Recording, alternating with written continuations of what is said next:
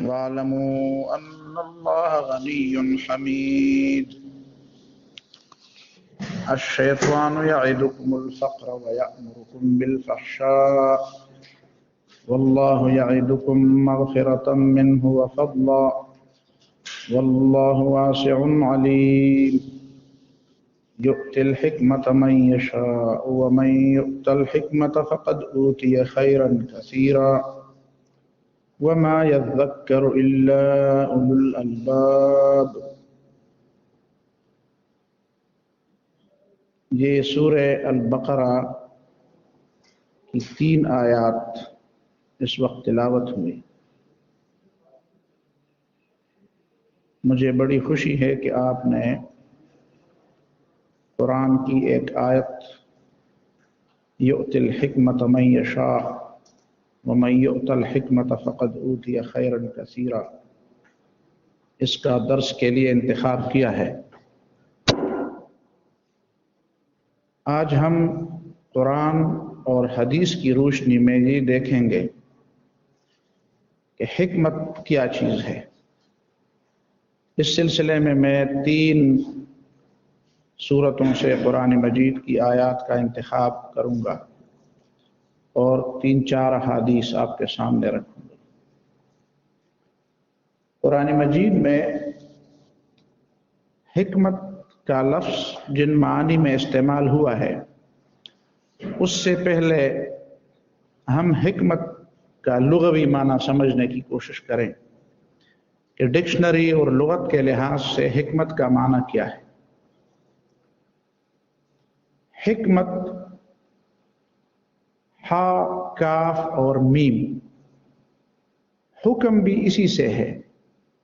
حکم وہ دیتا ہے جس کے پاس قوت ہو، اخلاقی قوت ہو یا مادی قوت ہو.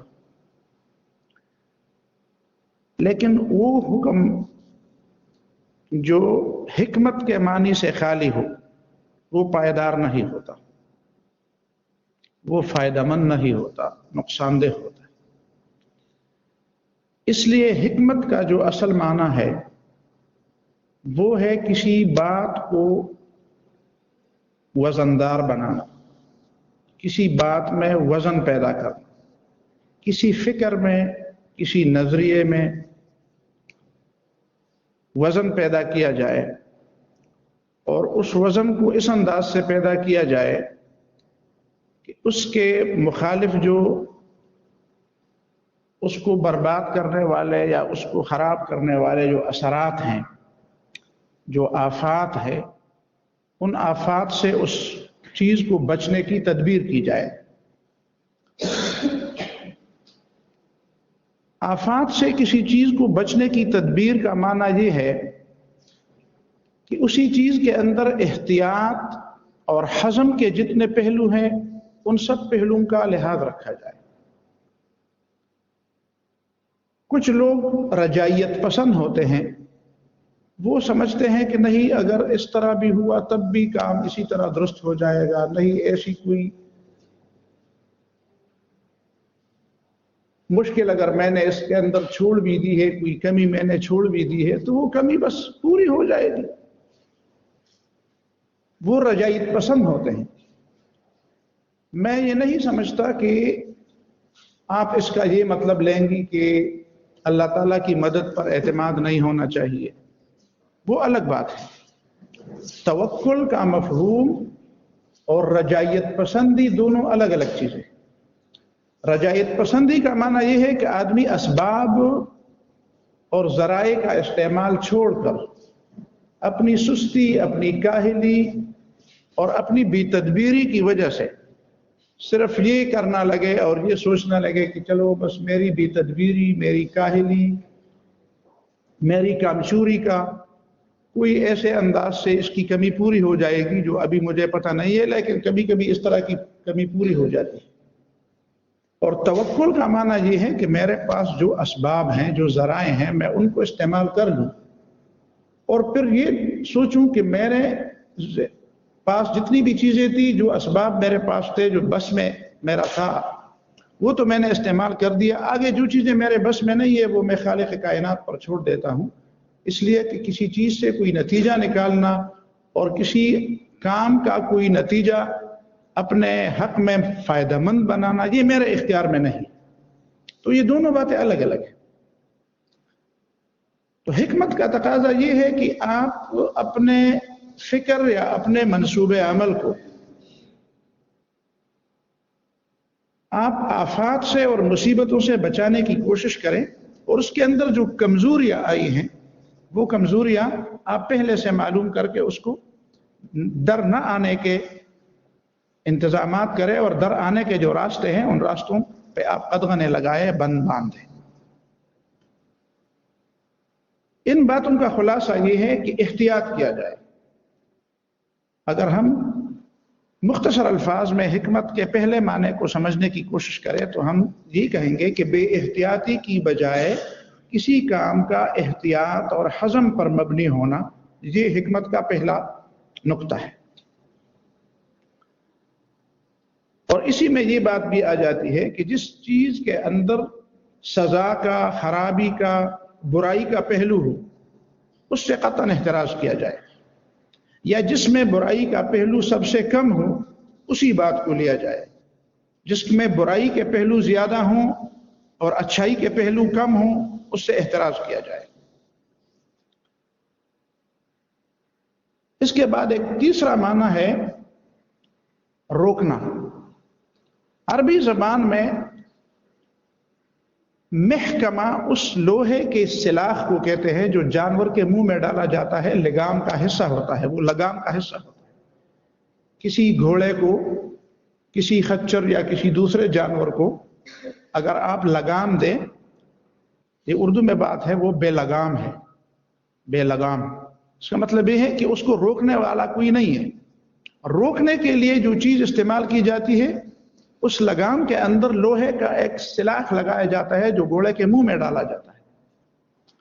ظاہر ہے کہ اس کے اندر تو عقل نہیں ہے، تو اس کو روکنے کے لیے وہ لوہے کا سلاخ استعمال کیا جاتا ہے تاکہ وہ سمجھ جائے. وہ بات کو تو نہیں سمجھتا. انسان کو روکنے کے لیے اللہ تعالیٰ نے عقل دی ہے. عقل کا معنی ہے باندھنا.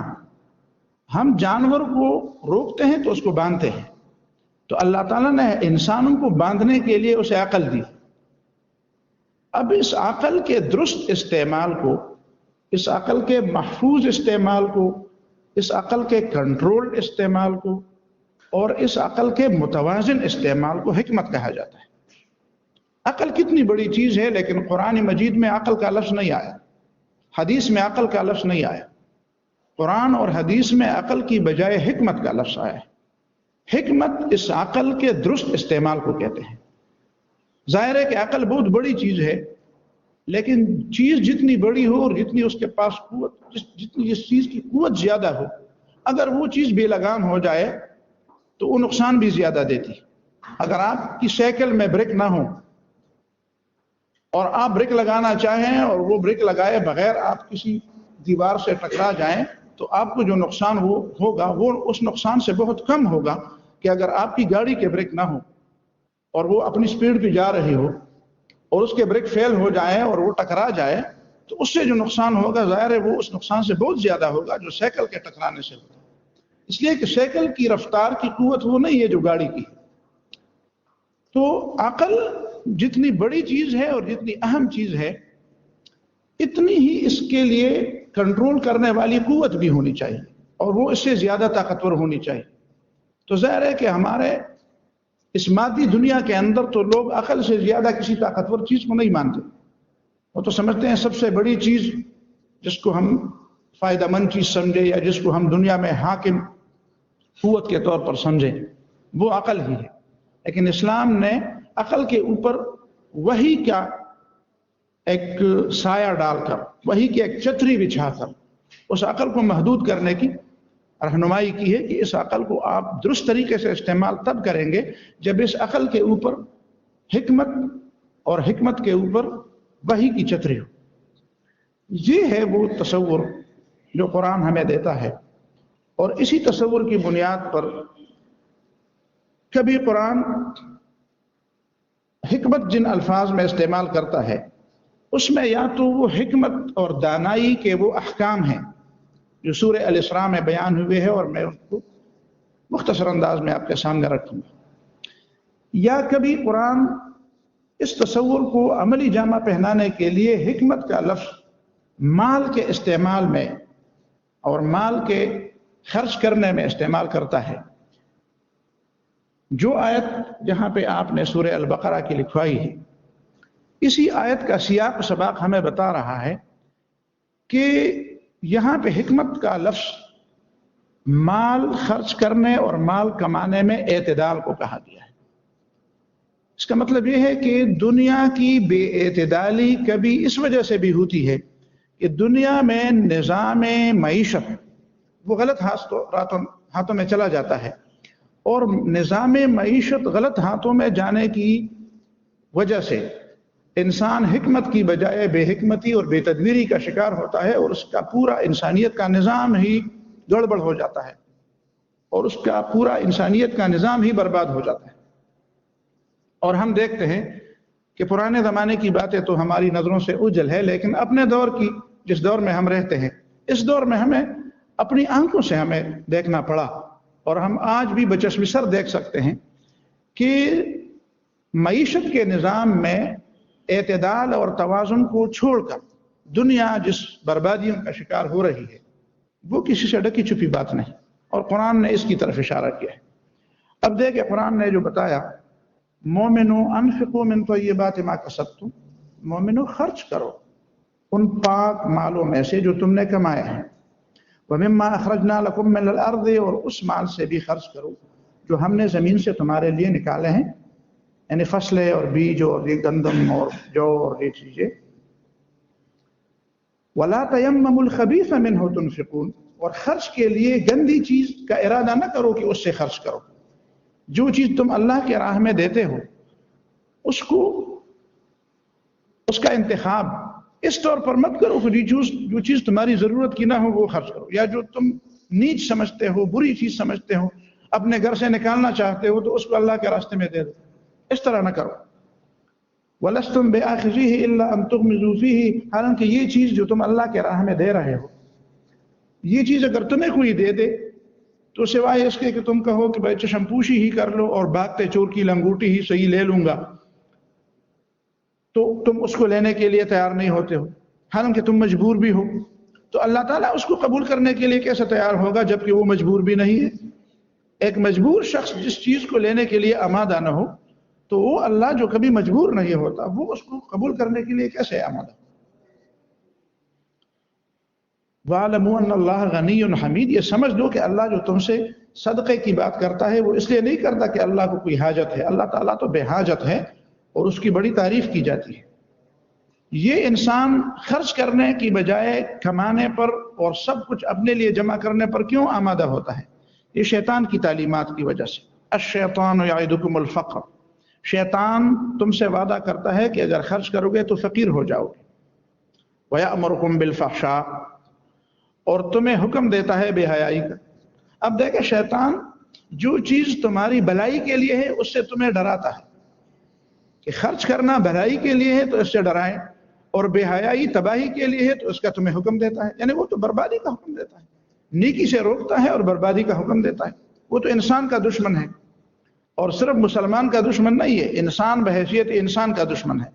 یہ بات ہماری تصور میں بیٹھ گئی ہے کہ انسان بحیثیت ہم بحیثیت مسلمان جو ہے شیطان ہمارا دشمن نہیں۔ اگر ہم مسلمان کوئی نہ بھی ہو تب بھی شیطان اس کا دشمن ہے۔ شیطان بحیثیت انسان دشمن ہے۔ اس نے آدم کے سامنے سجدے سے جو انکار کیا تھا تو آدم علیہ السلام نے اس زمانے میں کوئی تقریر تو نہیں کی تھی، کوئی آیت تو نہیں پڑھی تھی، ابھی اس میں روح ڈالی گئی ہے اور سب نے سجدہ کیا اور شیطان نے سجدہ نہیں کیا۔ ابھی تو اس کا مومن ہونا، پیغمبر ہونا، یہ باتیں تو ابھی کھلی نہیں تھی، اور نہ کوئی شیطان سے کوئی بحث مناظرہ ہوا تھا کہ نظریات کی کوئی جنگ واضح ہو گئی تھی، کوئی بات نہیں واضح ہوئی۔ بس انسان پیدا کیا گیا اور پیدا ہوتے ہی اس نے اس کو دشمن قرار دیا۔ اور پھر اسی کے بارے میں فرمایا واللہ یعدکم مغفرۃ منہ وفضلا، شیطان کے مقابلے میں اللہ تعالیٰ تم سے وعدہ کرتا ہے مغفرت کا، کہ تم مغفرت چاہو گے تو وہ مغفرت فرمائے گا، وفضلا، اور تم خرچ کرو گے تو اللہ تعالیٰ مزید دے گا۔ واللہ واسع علیم، اور اللہ تعالیٰ بہت فراخ دست ہے، اس کے پاس بڑے خزانے ہیں، ختم ہونے والے نہیں ہیں، اور علیم وہ نیتوں کو بھی جانتا ہے۔ یؤتی الحکمت من یشاء، اب یہ حکمت اللہ تعالیٰ ان لوگوں کو دیتا ہے جس کے بارے میں اللہ تعالیٰ کی مرضی ہوتی ہے، اور اللہ تعالیٰ کی مرضی کم از کم ان لوگوں کے بارے میں ہوتی ہے جو اس سے چاہتے ہیں، جو اس سے مانگتے ہیں۔ وَمَن يُؤْتَ الْحِكْمَةَ فَقَدْ أُوتِيَ خَيْرًا كَثِيرًا، اور جس کو یہ حکمت دی گئی اس کو بہت بڑا خیر دیا گیا، خیر کثیر اس کو عطا کیا۔ وَمَا يَذَّكَّرُ إِلَّا أُولُو الْأَلْبَابِ، اور نصیحت تو صرف وہی لوگ قبول کرتے ہیں جو دماغ والے ہوں، جو عقل سے کام لینے والے ہیں۔ اب یہاں حکمت کی بات آپ کی سمجھ میں آ گئی کہ حکمت کس چیز کو کہا گیا، اور اس حکمت کو اپنی زندگی سے نکال کر دنیا کن گہرائیوں میں جا پہنچی۔ تو واپس ان بربادیوں سے واپس آنے کا علاج بھی وہی ہے جو قرآن نے بھی بتا دیا ہے کہ مال کے معاملے میں حکمت سے کام لیا جائے۔ مال کی محبت اور اس کو ضائع کرنا، اس کو روک کے رکھنا، سرمایہ داری اور جاگیرداری، اور غریبوں کو پیٹ بھر کے روٹی بھی نہ ملے اور لوگ پتہ نہیں مالوں سے کیا کیا نخرے کر لیں، یہ دنیا کے نظام کو برباد کرنے والی چیز۔ یہ پہلی بات ہوئی حدیث کے اندر۔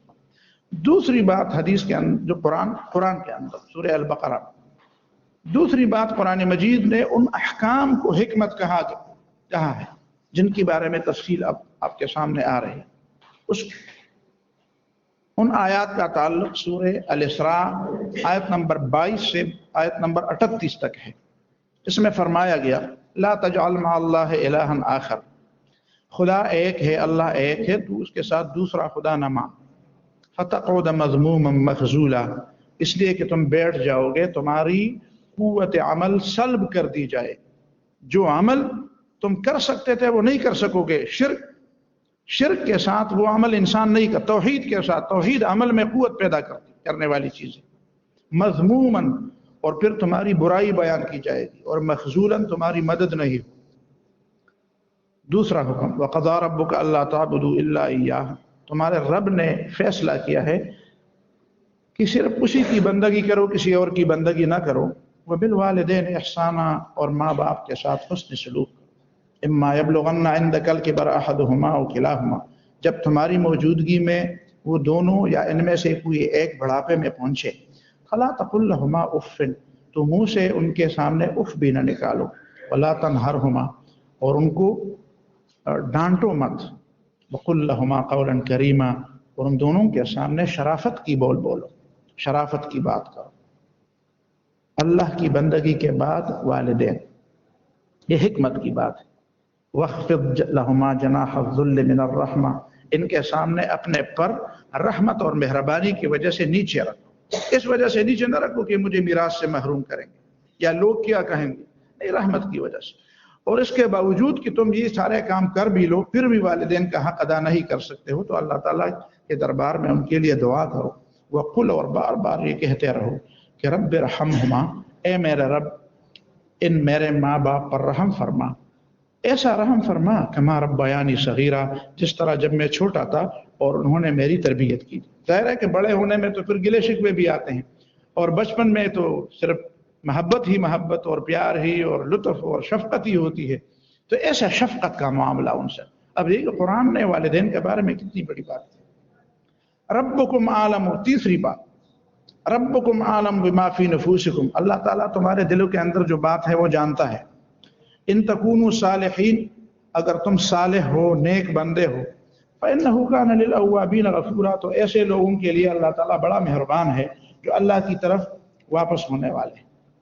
پھر وآت ذی القربى، یہ بھی حکمت کی بات، وآت ذی القربى حقہ والمسکین وابن السبیل، رشتہ داروں کو بھی ان کے حقوق دو، مسکین کو بھی اور مسافر کو بھی۔ صرف یہ نہیں کہ زکوٰۃ دے دو، نہیں، زکوٰۃ کے علاوہ بھی کئی حقوق ہیں، عام رشتہ داروں کے حقوق ہیں۔ یہ تو والدین ہوئے، والدین سے زیادہ اب رشتہ دار بڑے حقوق ہیں۔ نبی صلی اللہ علیہ وسلم نے پہلی دعوت اپنے رشتہ داروں کو دی۔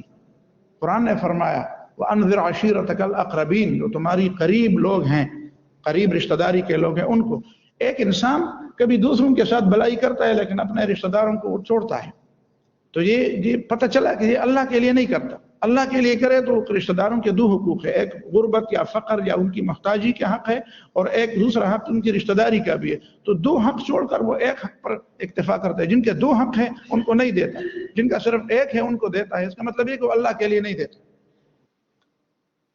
وَلَا تُبَذِّرْ تَبْذِيرًا، تم کہتے ہو میرے پاس تو خرچ کرنے کے لیے نہیں ہے، اس لیے نہیں ہے کہ تم پھر وہی بات جو وہیں پہ حکمت کی بات آئی، تم تبذیر کرتے ہو۔ اور ان المبذرین کانوا اخوان الشیاطین، تبذیر کرنے والے تو شیطان کے بھائی ہیں۔ دو الفاظ آتے ہیں قرآن مجید میں مال خرچ کرنے میں، ایک کہتے ہیں تبذیر، ایک کو کہتے ہیں اسراف۔ اسراف و تبذیر ہم دونوں لفظ اکٹھے استعمال کرتے ہیں، اسراف و تبذیر، لیکن ہم نہیں جانتے کہ ان دونوں کا معنی الگ الگ بھی ہے۔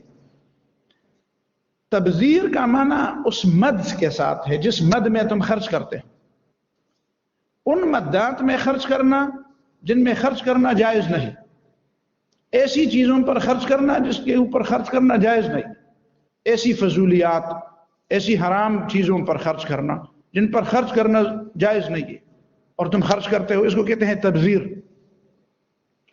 اور اسراف کا معنی یہ ہے کہ خرچ کرنا تو ٹھیک ہے، وہ مت تو ہے، اس بات کا اہل ہے کہ اس پہ خرچ کیا جائے، لیکن اس پہ جو کم اور جو یعنی اس کا تعلق جو ہے وہ کوانٹٹی کے ساتھ ہے کہ کتنی مقدار اس پہ خرچ کیا جائے۔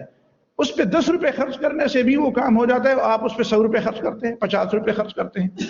تو اسراف کا تعلق خرچ کی مقدار سے ہے، اور تبذیر کا تعلق خرچ کے مدات سے ہے کہ ان مدات میں خرچ کرنا جس میں خرچ کرنا گناہ ہے اس کو تبذیر کہتے ہیں، اور اتنا خرچ کرنا جتنا خرچ کے بغیر بھی کام ہو سکتا ہے اس کو اسراف کہتے ہیں۔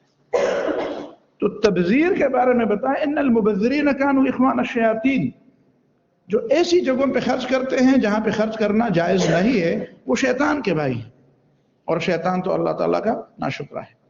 یعنی یہ مال کی شیطان پر اللہ تعالیٰ نے بڑا احسان کیا، اسے جنت میں کتنی مدت پالا، اس کو ایک بندے کے طور پر رکھا اور اس نے اللہ تعالیٰ کا حکم نہیں مانا۔ تو اس مال والے پر بھی اللہ تعالیٰ نے بڑا احسان کیا کہ اس کو اللہ تعالیٰ نے مال دیا، اور پھر جن چیزوں پر خرچ کرنے سے اللہ تعالیٰ نے منع کیا اسی پہ خرچ کرتا ہے۔ تو یہ مطلب یہ کہ وہ شیطان کا بھائی ہے۔ شیطان نے بھی اللہ تعالیٰ کی ناشکری کی اور اس نے بھی مال کی ناشکری جو اللہ تعالیٰ نے دیا۔ پھر رشتہ داروں کے حقوق کے بارے میں وَإِمَّا تُعْرِضَنَّ عَنْهُمُ ابْتِغَاءَ رَحْمَةٍ مِّن رَّبِّكَ تَرْجُوهَا، کبھی کبھی ایسا ہوتا ہے رشتہ دار کوئی چیز مانگنے لگتا ہے، میرے پاس ہوتی نہیں ہے، تو بجائے اس کے کہ میں اس کو برا بلا کہوں کہ ہمیشہ تم مانگتے ہو، تم نے وہ بھی لے لیا پھر واپس نہیں کیا، یہ بھی کر دیا، اس موقع پر بھی میں نے تمہاری مدد کی، اس کے بجائے فَقُلْ لَهُمْ قَوْلًا مَيْسُورًا، ان کو آسان اور مناسب بات کہنی چاہیے کہ ٹھیک ہے ابھی میرے پاس نہیں ہے، انشاءاللہ کوئی ایسی صورتحال پیدا ہو جائے گی تو میں اس میں تمہارا حصہ رکھ لوں گا۔ آرام سے ان کے سامنے ایسی نرم بات۔ پھر وہی بات، وہی حکمت کی بات جو سورہ البقرہ میں اب دوبارہ اسی بات، کتنی اہمیت دیتا ہے قرآن اس کو۔ وَلَا تَجْعَلْ يَدَكَ مَغْلُولَةً إِلَىٰ عُنُقِكَ، اور اپنے ہاتھ کو اپنے گردن کے ساتھ باندھا ہوا نہ رکھو، باندھا ہوا نہ رکھو۔ پشتو میں بھی اسی طرح کی مثالیں ہیں، اردو میں بھی اسی طرح کی مثالیں ہیں، عربی میں بھی یہی مثال ہے۔ عربی میں اسی طرح مثال ہے کہ جو آدمی خرچ نہیں کرتا، لوگ کہتے ہیں یار تم نے تو اپنے ہاتھ جو ہے اپنے گردن کے ساتھ باندھے ہوئے ہیں۔ پشتو میں اس طرح کرتے ہیں، تمہارے جیب تک جانے کے لیے تو اتنا میل کا فاصلہ ہے، تو یہ پشتو میں اس طرح کی بات ہوتی ہے۔ کبھی کہتے ہیں تمہارے جیب میں تو بچھو بیٹھا ہوا ہے، یہ بھی پشتو میں ہے، تمہارے جیب میں بچھو بیٹھا ہوا ہے۔ تو یہ خرچ نہ کرنے کے لیے جو محاورات لوگوں کے اندر استعمال ہے، اسی محاورے کے مطابق قرآن نے یہ بات کی ہے کہ اس پہ اس طرح وَلَا تَبْسُطْهَا كُلَّ الْبَسْطِ، اور اس کو اتنا بھی نہ پھیلاؤ جتنا وہ پھیل سکتا ہے، اتنا بھی نہ پھیلاؤ، یعنی اتنا بھی نہ خرچ کرو کہ جو کچھ تمہارے پاس ہے ایک ہی دن میں خرچ کرو، اور اتنا بھی نہ کرو کہ بالکل خرچ ہی نہ کرو۔ تو اس کا مطلب یہ ہے کہ اس کے درمیان میں رہو، اور سب کچھ خرچ کرو گے فَتَقْعُدَ مَلُومًا مَحْسُورًا، تو پھر تمہاری ملامت کی جائے گی اور تم ہر خیر اور ہر نیکی سے روکے جاؤ گے۔ ظاہر ہے ایک آدمی جب سب کچھ خرچ کرتا ہے اور اس کے پاس کچھ بھی نہیں بچتا، تو اس کے بعد ایک ایسی بھی پیش آتی ہے کہ جس میں خرچ کرنا اس سے بھی زیادہ ضروری ہوتا، کہتے یار میں نے تو سارے پیسے خرچ کر دیے، اب ہوتے تو اس مد میں خرچ کر دیتا۔ اور کبھی وہ ملومن ہوتا ہے، ملومن کا معنی ہے تو خود اپنے آپ کو ملامت کرتا ہے، ایک دفعہ سارا کچھ دے دیتا ہے، پھر جب اس کے پاس اپنی ضرورت کے لیے کچھ نہیں ہوتا پھر شکوے کرتا ہے، یار میں نے تو اللہ کے نام میں اتنا دے دیا، اب میں تو بھوکا مر رہا ہوں، تو تمہیں کس نے کہا تھا کہ سب کچھ دے دوں؟ ایک سوال پیدا ہوتا ہے، مجھے کسی نے یہ سوال پیش بھی کیا کہ ابو بکر صدیق نے تو سارا کچھ دے دیا تھا، تو آپ کے خیال میں اس آیت کا خلاف نہیں ہوا؟ آپ کیا کہیں گے؟ چلو آپ جو جواب دیں گے وہ آپس میں تقسیم کر لیں وہ جواب، لیکن اصل بات یہ ہے کہ ابو بکر صدیق رضی اللہ تعالیٰ عنہ جس مقام پہ پہنچے تھے اس مقام پہ ہم عام لوگ نہیں پہنچتے۔ اب ابو بکر صدیق رضی اللہ تعالیٰ عنہ اگر اس آیت کے مصداق نہ ہوتے اور اس کی مخالفت کرتے تو یقیناً وہ خود بھی نہ کرتے ایسا کام، ہمارا ان پر اتنا اعتماد ہے، اور اگر وہ کرتے تو رسول اللہ صلی اللہ علیہ وسلم بھی ان کو منع کرتے، لیکن جب نہ انہوں نے خود اس سے منع کیا، خود بھی یہ کام کیا، سارا کچھ خرچ کیا، اور رسول اللہ صلی اللہ علیہ وسلم نے بھی ان کو منع کیا، تو ہمیں پتہ چلا کہ یہ عام لوگوں کے لیے حکم ہے، ابو بکر جیسے لوگوں کے لیے نہیں، اس لیے کہ وہ پھر ایسے نہیں تھے۔ اس کی تو نبی صلی اللہ علیہ وسلم نے تائید کی، ان ربک یبسط الرزق لمن یشاء ویقدر، تمہارا رب کھلا رزق دیتا ہے جس کے لیے چاہے اور جس کے لیے چاہے تنگ رزق دیتا ہے۔ انہ کان بعبادہ خبیرا بصیرا، اللہ تعالیٰ کو پتہ ہے اور اپنے بندوں سے وہ خبردار ہے اور دیکھنے والا ہے کہ کس کو کیا دینا ہے۔ لیکن اس میں ایک بات آپ نوٹ کر لیں، یہ جو ابھی میں نے آپ کے سامنے بات رکھی تھی معیشت کی غلط تقسیم یا معیشت کے بارے میں غلط فیصلے، ان سارے فیصلوں کا آپ الزام اللہ کو نہ دیں۔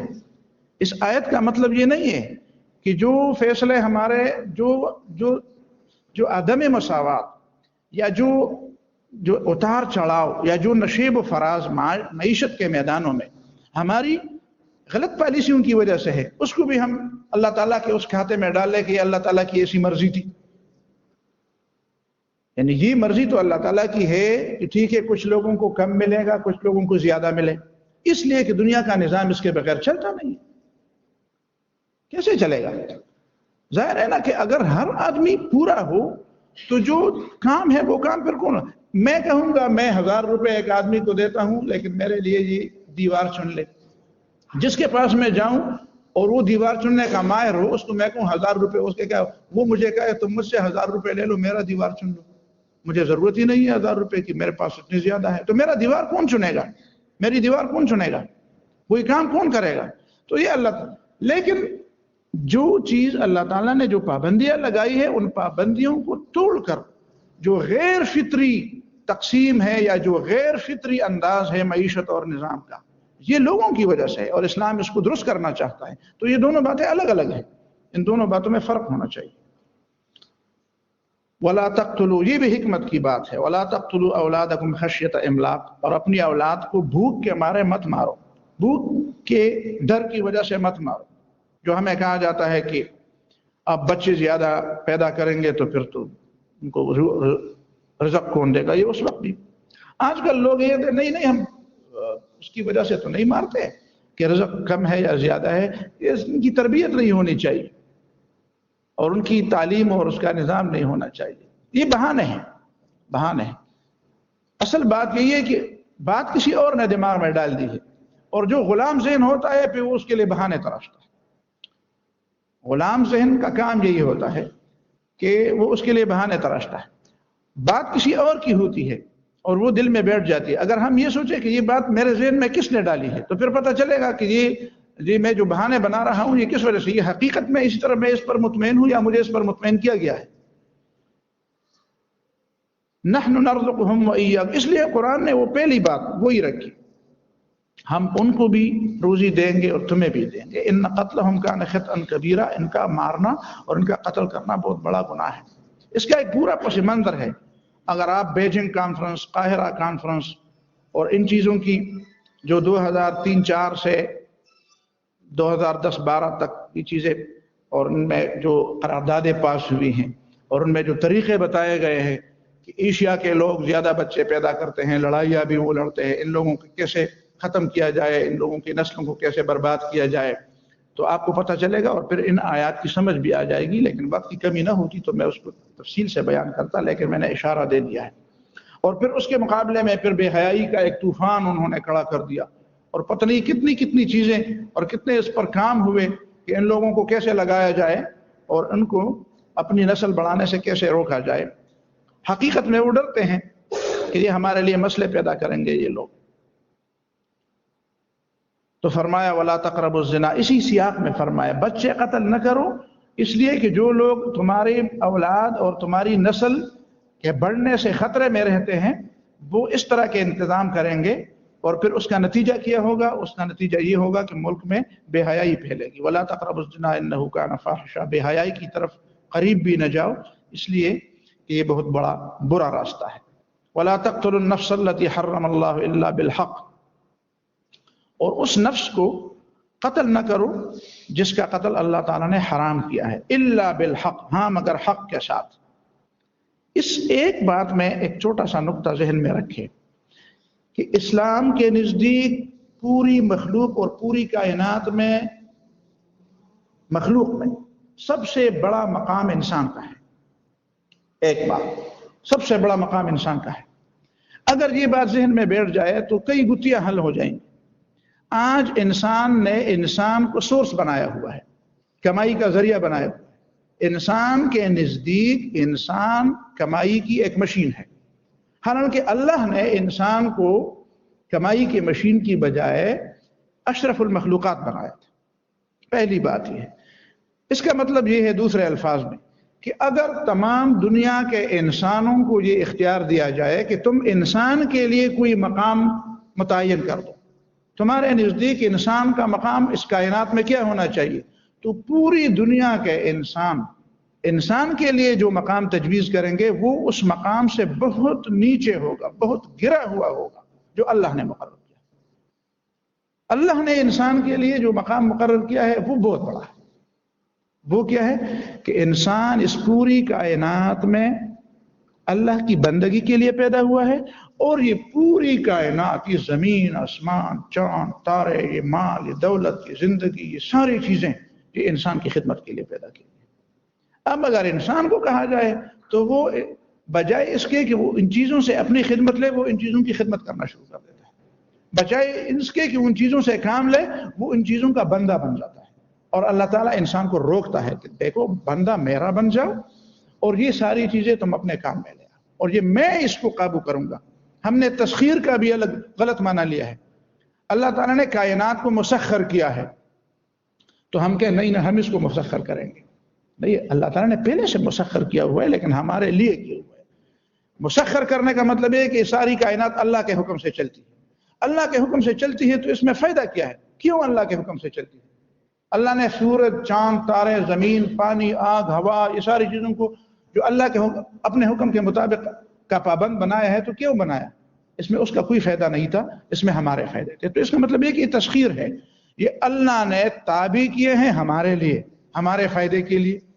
تو اب ہمیں جو اتنا بڑا مقام اللہ نے دیا ہے، اب ہم اس مقام سے اپنے آپ کو نیچے گرا کر اس پہ خوش ہوتے ہیں کہ نہیں ہم نے بہت بڑا کام کیا۔ اللہ نے ہمیں انسان بنایا، ہم نے انسان کو حیوان بنایا، سوشل اینیمل بنایا، اور اسی پر آج تک ہمارا عقیدہ ہے، ہم اڑے ہوئے ہیں کہ نہیں انسان نہیں ہے، انسان تو اینیمل ہے۔ اور اسی کے ساتھ اینیمل جیسے پھر ظاہر ہے کہ اینیمل کے لیے نہ حرام حلال ہے، تو پھر انسان کو کہا جاتا ہے کہ تمہارے لیے حرام حلال کہاں سے آیا؟ اینیمل کے لیے نہ اپنا پرایا ہے، تو پھر انسانوں کو بھی یہ کہا جاتا ہے۔ اینیمل کے لیے نہ کوئی پردہ ہے، نہ ان کے باپ دادوں نے کبھی پردہ کیا تھا، تو پھر ان کے لیے بھی کہا جاتا ہے کہ یہ پردہ کہاں سے آ گیا۔ تو پھر اینیمل کو یہ کہا جاتا ہے کہ اب تم تو بس کمانے کی مشین بن جاؤ، زیادہ سے زیادہ کماؤ۔ ان کو یہ نہیں بتایا جاتا کہ یہ فلسفہ کس نے تمہارے دماغ کے اندر ڈالا ہے۔ تو پھر کبھی کہا جاتا ہے کہ تم کس کے بیٹے ہو؟ بندر کے بیٹے ہو۔ کبھی کہتے ہو کہ تم کہاں سے پیدا ہوئے ہو؟ اللہ نے کہا تم جنت میں پیدا ہوئے ہو۔ اللہ نے کہا تم جنت میں پیدا ہو۔ اللہ نے کہا تمہیں سب کچھ آتا تھا۔ وَعَلَّمَ آدَمَ الْأَسْمَاءَ كُلَّهَا، آدم کو ہم نے سب کچھ سکھایا۔ ہمیں کہا جاتا ہے نہیں تم جنگلی ہو، جنگل میں تمہیں کھانے کا طریقہ یاد نہیں تھا، تم نے چلتے چلتے پھر گانے کا طریقہ ایجاد کیا، تمہیں آگ لگانے کا پتہ نہیں تھا، تمہیں گھر بنانے کا پتہ نہیں تھا، تمہیں کپڑے بنانے کا پتہ نہیں تھا۔ تو یہ فلسفے ہم مانتے ہیں، اور جو اللہ نے ہمیں بتایا تھا وہ فلسفے اس سے ہم انکار کرتے ہیں۔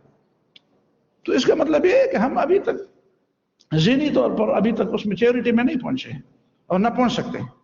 ہزاروں سال گزر گئے، ہزاروں سال کا تجربہ آج تک یہ ثابت نہ کر سکا کہ انسان کا مقام اس کائنات کے اندر کیا. ایک بات. دوسری بات یہ کہ پھر انسان کا قتل کیوں جائز ہے؟ پھر اسلام جہاد کا یا اس طرح کی چیزوں کا حکم کیوں دیتا ہے؟ قصاص کا حکم کیوں دیتا ہے؟ موت کی سزا کیوں دیتا ہے اسلام؟ تو قرآن نے ایک بات کہا کہ نہیں، ایک بات ہے، الا بالحق. حق ایک ایسی چیز ہے جو انسان سے بھی بڑھ کر ہے. حق ایسی چیز ہے جو انسان سے بڑھ کر، اس پوری کائنات میں انسان سے بڑھ کر کوئی مخلوق نہیں. صرف حق ایک ایسی چیز ہے جس کے لیے انسان کو قربانی دینی پڑتی.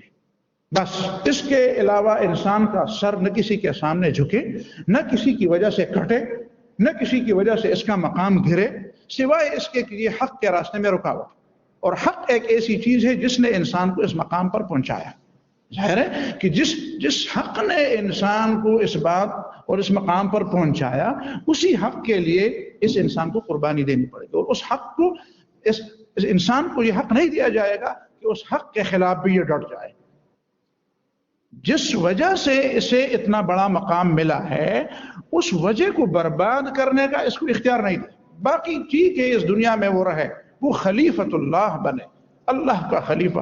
یہ کوئی معمولی بات نہیں.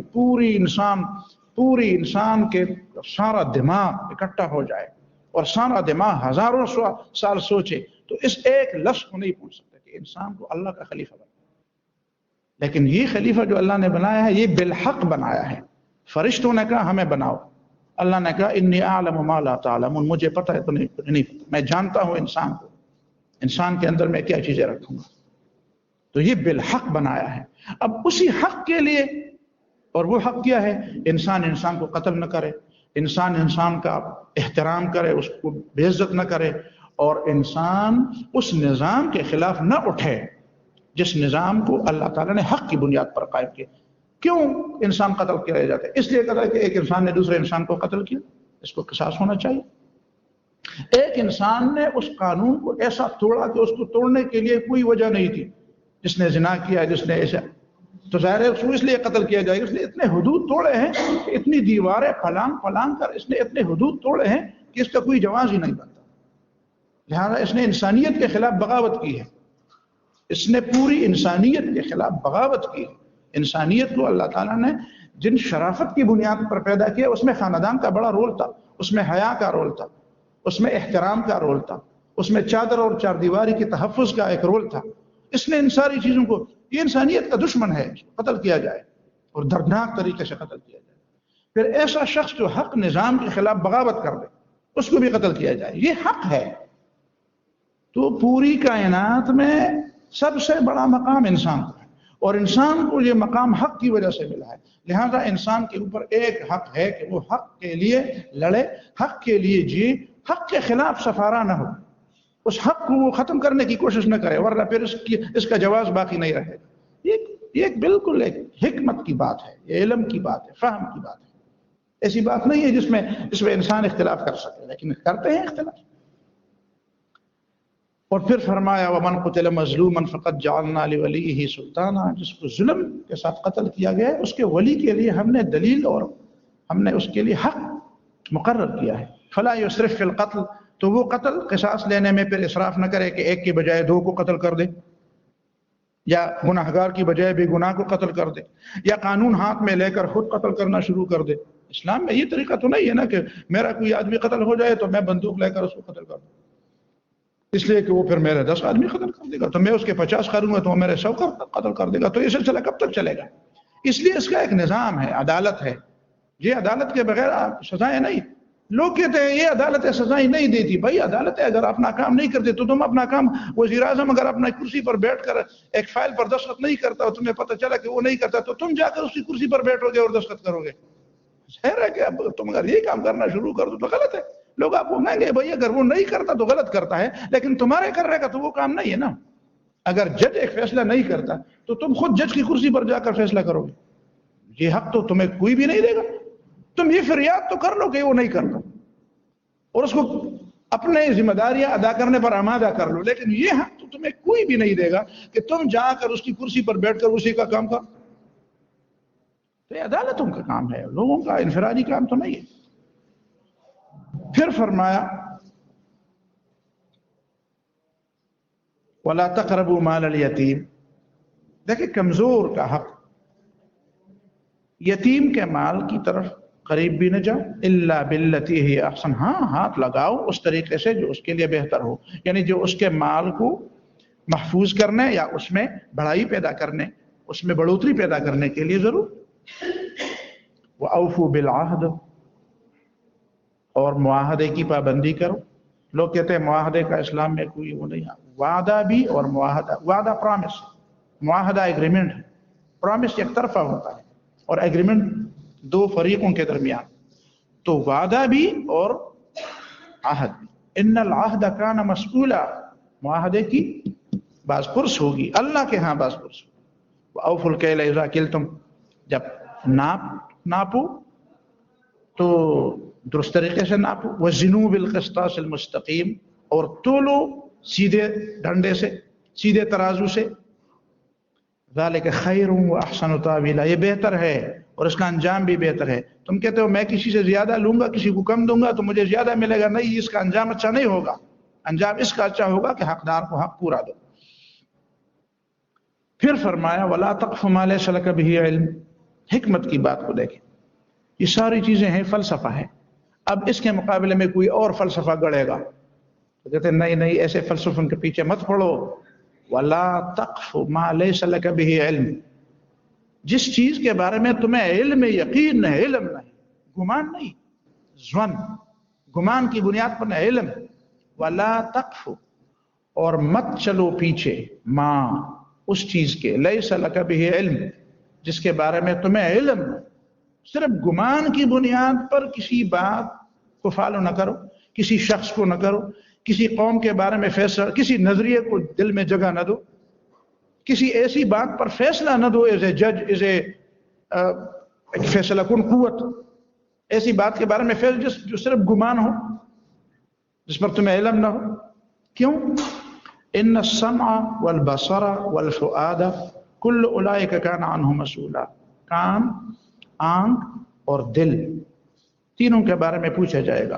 یہ ایک آیت ایسی ہے کہ میں اپنی طرف سے آپ سے وعدہ کرتا ہوں کہ کوئی موقع ایسا ہو کہ آپ اسی تین چیزوں کو بنیاد بنا کر ایک درس رکھتے، تاکہ میں اس درس کی پوری تفصیل ایک گھنٹے میں بھی نہیں ہوں کہ کیسی بات ہے۔ ان السمع والبصر والفؤاد، انسان دل میں جو خیالات رکھتا ہے وہ یا تو کسی سے سنی ہوتی ہیں، یا کسی مطالعے کے، اور یا کسی منظر سے اس کے ذہن میں آتی ہوں۔ پھر انسان کا کام یہ ہے کہ وہ دیکھی ہوئی چیز یا مطالعہ کی ہوئی چیز یا سنی ہوئی چیزیں، ظاہر ہے کہ انسان کے پاس علم کے یہ وسائل ہیں، ان چیزوں میں وہ خود اپنی ایک ترتیب دیتا ہے۔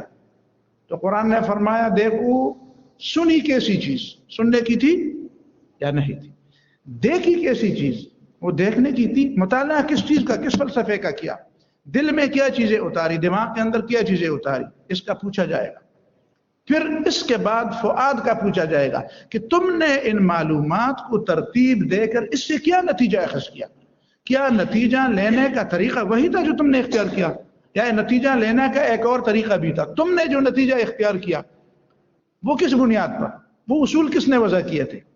ان ساری چیزوں کے بارے میں پوچھا جائے گا، اور یہ بہت بڑی بات ہے، یہ پوری دنیا کے فلسفوں کی ایک نچوڑ ہے جو قرآن ہمیں بتاتا ہے کہ تم نے فلسفے بنانے ہیں تو کیا اس کے بنانے میں تمہارے لیے مبادیات کیا ہوں، طریقہ کیا ہوں، اصول کیا ہوں۔ وَلَا تَمْشِ فِي الْأَرْضِ مَرَحًا، تم بڑے فلسفی ہو، بہت بڑے آدمی ہو، تو جو آدمی بڑائی کے گھمنڈ میں ہوتا ہے، جس بھی ڈگری کی بڑائی ہو، مال کی ہو، دوسری ہو، تیسری خاندان کی ہو، کسی چیز کی بڑائی انسان کے دماغ میں سما جائے تو اس کے چلنے کے انداز میں فرق آ جاتا ہے۔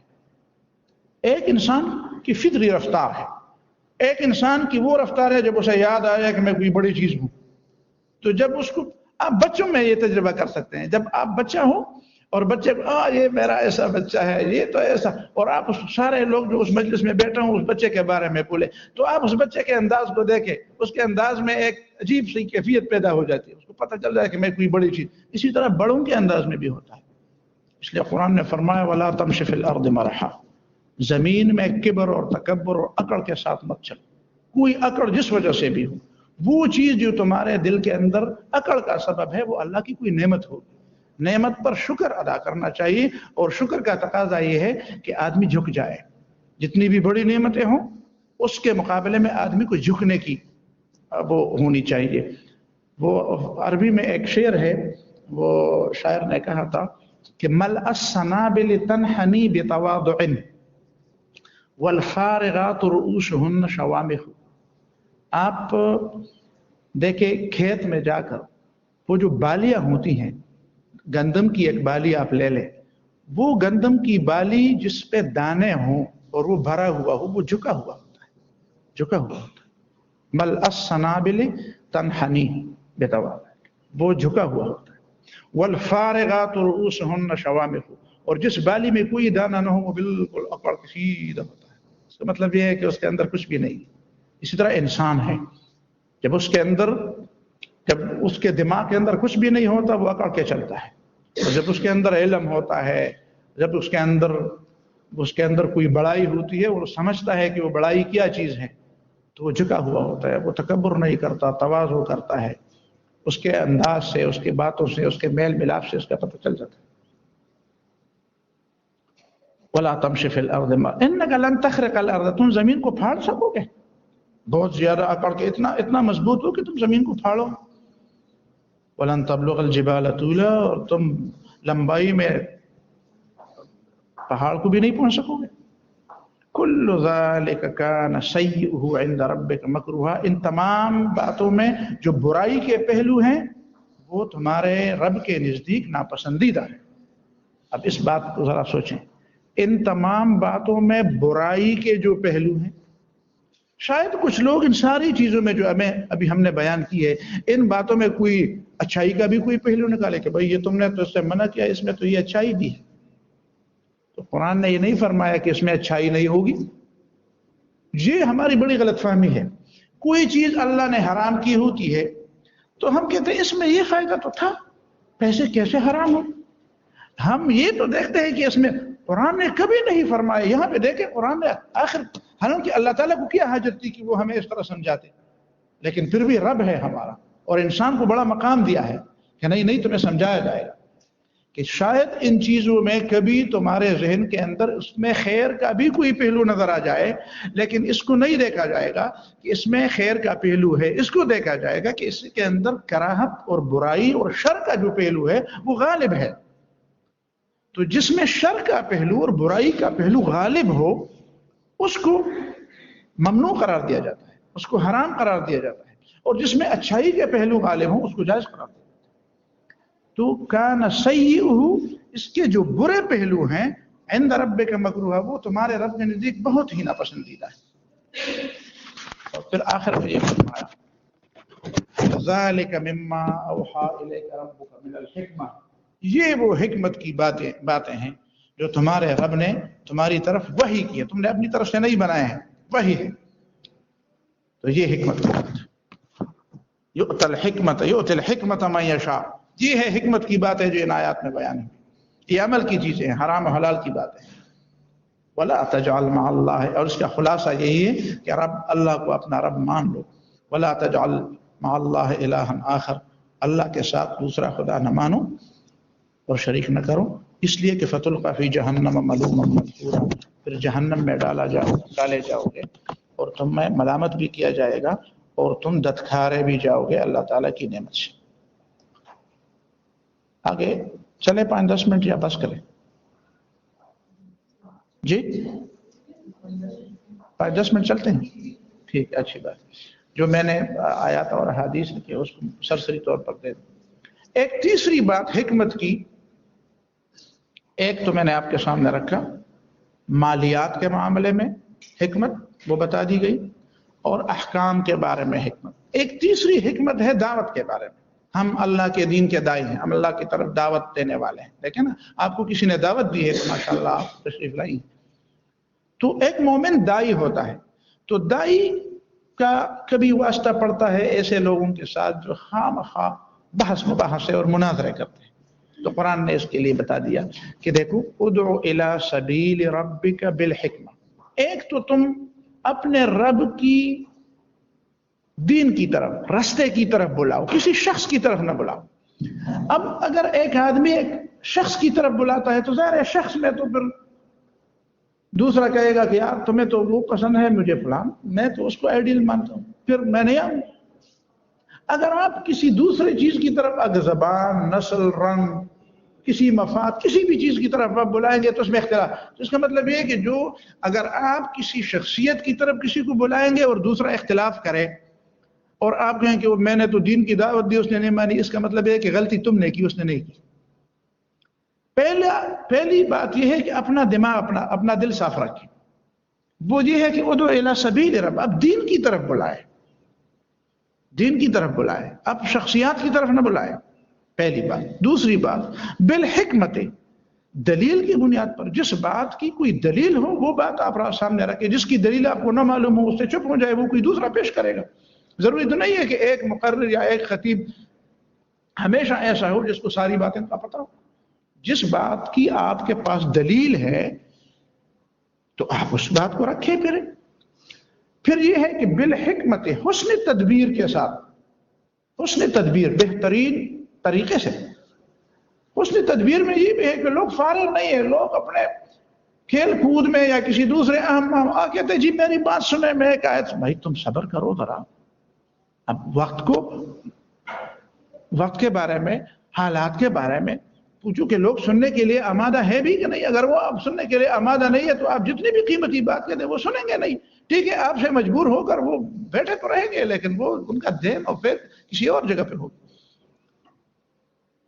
بالحکمہ، پھر یہ ہے کہ کبھی وہ آپ کسی کو بلائیں گے تو وہ جوش میں آ کر آپ کو گالی دے، آپ چپ کرو میرا دماغ خراب کر دیا، نہیں مانتا، میں نہیں لینا چاہتا، بس آپ اگر جذبات میں آ گئے، شاید وہ آپ کو پرکھتا بھی ہو کہ آپ دین کے حوالے سے بات کرتے ہیں یا یہ آپ کے کوئی ذاتی جذبات ہیں۔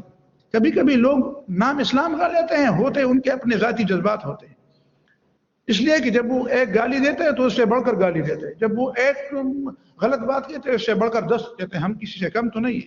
پتہ چلا کہ یہ آپ کا اور ان کا کوئی اپنا معاملہ ہوگا، اسلام کی بات نہیں ہے۔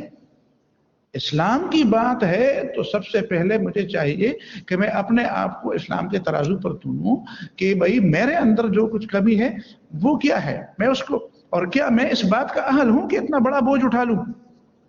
اسلام کی بات، اسلام کی طرف دعوت دینا تو بہت بڑی بات ہے۔ اگر میں 5 کلو بوجھ اٹھانے کا اہل نہیں ہوں اور 1 من بوجھ کے تلے میں نہیں میں اٹھانا، تو ظاہر ہے میں اس کو برباد کر دوں گا، کبھی ندی نالے میں گرا دوں گا اس کو، کبھی تھک کر ہار کر ایسی جگہ اس کو پھینک دوں گا جو پھینکنے کی جگہ نہیں ہوگی۔ تو بجائے اس کے بہتر یہ ہے کہ میں اتنا بوجھ اٹھاؤں جو میں اٹھا سکتا ہوں۔ حسن تدبیر بھی ہے، اور پھر اس کے ساتھ جوش کی بجائے ہوش اور ٹھنڈے دماغ کے ساتھ۔ پھر ایک اور حکمت یہ بھی ہے کہ اعتدال بھی ہو۔ اعتدال کا مطلب یہ ہے کہ جس کام کے لیے جتنا زور چاہیے اتنا زور دے دو۔ ایک چیز مستحب ہے اور آپ اس کو اتنا زور دے کر بتاتے ہیں کہ نہیں یہ فرض ہے، تو بھائی فرض کو فرض رہنے دیں، مستحب کو فرض نہ بنائے اور فرض کو مستحب نہ بنائے، حرام کو مکروہ نہ بنائے، مکروہ کو حرام نہ بنائے۔ ہمارے ہاں یہ بات نہیں ہے، بس ایک چیز مکروہ ہے ہم نے اس کو حرام کا درجہ دیا، لیکن ایک چیز حرام ہے ہم اس کی پرواہی نہیں کرتے، اعتدال اور توازن نہیں ہے۔ ایک چیز فرض ہے ہم نے اس کو مستحب کا درجہ بھی نہیں دیا، لیکن ایک چیز مستحب ہے ہم نے اس کو فرض کا درجہ دے دیا، اور فرض کو چھوڑ کر اس پرواہی نہیں کی۔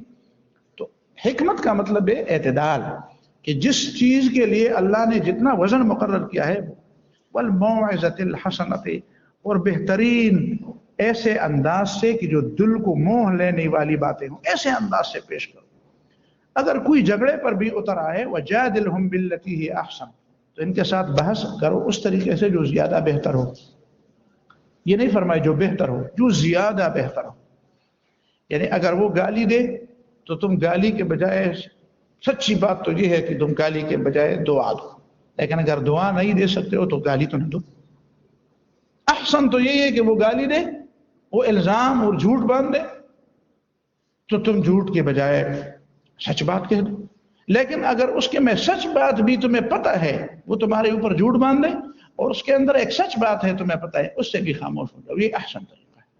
مجھے پتہ ہے لیکن میں بولوں گا نہیں، اس لیے کہ میں داعی ہوں، میں اللہ کی طرف بلانے والا ہوں، میرے کوئی ذاتی مسئلہ، یہ تو ذاتی مسئلے میں اس طرح ہوتے ہیں، تو اس کو ذاتی مسئلہ نہ بنائے اس معنی میں۔ اس معنی میں تو ذاتی مسئلہ ہے کہ میرے عقیدے کا مسئلہ ہے، لیکن اس مطلب ہے کہ ذاتیات پر آدمی اتر آتے ہیں تو اس پہ اس حد تک نہ جائے بات۔ ان ربک هو اعلم بمن ضل عن سبیلہ، تمہارے رب کو پتہ ہے کہ جو اس راستے سے کون گمراہ ہوا ہے۔ خامخواہ تم نے سارے لوگوں کو جنت کی طرف لانا ہے تو یہ تو تم نہیں کر سکتے، بس اللہ کو پتہ ہے جن کو گمراہ ہونا ہے تو اس کو چھوڑو۔ وهو اعلم بالمهتدین، اور اللہ تعالیٰ ان لوگوں کو خوب جانتا ہے جو ہدایت پر ہے۔ دو چار حدیث بھی اس معاملے میں سن لے، صرف لفظی ترجمہ۔ یحییٰ بن سعید ابی فروہ سے، وہ ابو خلاد سے روایت کرتے ہیں کہ رسول اللہ صلی اللہ علیہ وسلم نے فرمایا اذا رأيتم الرجل قد اعطي زهدا في الدنيا وقلة منطق فاقتربوا منه، جب تم کسی شخص کو دیکھو کہ اس کے دل کے اندر دنیا کی محبت نہیں ہے، وقلت منطق، اور وہ بے ضرورت بات بھی نہیں کرتا، فاقتربوا منه، تو اس کے قریب جاؤ، فإنه يلقى الحکمہ، اس لیے کہ اس کے دل پر حکمت کا القاء ہوتا ہے۔ یعنی گویا کہ جس کے پاس حکمت ہو اس میں یہ دو باتیں ہوں گی، ایک یہ کہ وہ دنیا کی طرف زیادہ متوجہ نہیں ہوگا، اور دوسری بات یہ کہ وہ زیادہ باتیں نہیں کرے گا بے ضرورت۔ دوسری، یہ ابن ماجہ کی روایت ہے۔ ابو ہریرہ رضی اللہ عنہ کی روایت ہے، فرمایا رسول اللہ صلی اللہ علیہ وسلم نے کہ حکمت کی بات مومن کی گمشدہ متاع ہے، جہاں بھی وہ اس کو پائے وہ اس کا زیادہ حقدار ہے۔ یعنی مومن کو حکمت کی بات کے پیچھے ایسا لگنا چاہیے اور ایسا اس کی تلاش میں رہنا چاہیے جیسا کسی سے کوئی قیمتی چیز گم ہو گئی ہو۔ اگر میرا موبائل مجھ سے گم ہو جائے تو میں تو ہر وقت یار کہاں، ادھر دیکھو، فون کرو، ادھر دیکھو، ادھر دیکھو، لیکن حکمت کی باتیں ہم سے گم ہو گئی ہے، لیکن وہ ہمارا گمشدہ متاع تب ہو کہ ہم اس کے پیچھے اتنے پریشان ہوں اس کے حاصل کرنے کے لیے جتنا آدمی ایک قیمتی چیز کے لیے پریشان ہوتا ہے جب وہ اس سے گم ہو جاتی ہے۔ تیسری حدیث عبداللہ ابن مسعود کی روایت ہے کہ نبی صلی اللہ علیہ وسلم نے فرمایا دو چیزوں میں حسد جائز ہے، یعنی دو چیزوں کے لیے وہ جس کو کہتے ہیں پسیجنا یا اس کی تمنا کرنا جائز ہے، اس کا تمنا کرنا جائز ہے۔ رجل آتاہ اللہ مالا، ایک شخص کو اللہ نے مال دیا ہے لیکن فسلطہ علی ہلکتی فی الحق، اس کو توفیق دی ہے کہ اس کو حق کے مطابق خرچ کرے، صرف مال نہیں ہے، حق کے مطابق خرچ کرے، تو آپ یہ تمنا کر سکتے ہیں کہ کاش میرے پاس بھی ایسا مال ہو کہ میں حق میں خرچ کروں۔ وَرَجُلٌ آتَاهُ اللَّهُ الْحِكْمَةَ، اور ایک شخص کو اللہ نے حکمت دی ہے، حکمت آپ نے سمجھ، علم دی ہے، اس کا صحیح استعمال دیا ہے، فَهُوَ يَقْضِي بِهَا، وہ اس کے مطابق فیصلے بھی کرتا ہے، وَيُعَلِّمُهَا، اور لوگوں کے ساتھ لوگوں کو اس کو سمجھاتا بھی ہے، تو آپ اس کے بارے میں تمنا کریں کہ کاش میرے پاس بھی ایسا علم ہو، ایسی حکمت ہو اور میں بھی لوگوں کو سمجھاؤں۔ ابن مسعود رضی اللہ عنہ کی روایت ہے کہ رسول اللہ صلی اللہ علیہ وسلم نے فرمایا رأس الحکمت مخافت اللہ، اللہ کا خوف دانائی کی انتہا ہے، اللہ کا خوف دانائی کی انتہا ہے، یعنی دانائی، ہوشیاری، علم، سمجھ، عقل جن کے پاس ہوں اور وہ برسوں برسوں محنت کرے تو جس نتیجے پر وہ پہنچے وہ یہی ہوگا کہ اللہ کا خوف ہونا چاہیے دل کے اندر۔ تو وہی بات تو اللہ اور اس کے رسول صلی اللہ علیہ وسلم نے بہت پہلے کی ہے، یعنی جو باتیں ہم برسوں کی محنت سے عقل کی انتہا تک پہنچتے ہوئے اس کا ایک نچوڑ نکالیں گے، وہ ہوگی، وہ بات کیا ہوگی؟ اللہ کا خوف۔ وہ اللہ کا خوف قرآن اور سنت نے سب سے پہلے ہمارے ذہن میں بٹھا دی ہے۔ تو یہ ہے حکمت کی چند باتیں۔ اللہ تعالیٰ مجھے اور آپ کو سمجھ اور عمل کی توفیق عطا فرمائے۔ بارک اللہ فیکم وجزاکم اللہ خیر الجزا۔ بہت بہت شکریہ جی، اللہ تعالیٰ آپ کو اور مجھے سمجھ اور عمل کی توفیق عطا فرمائے۔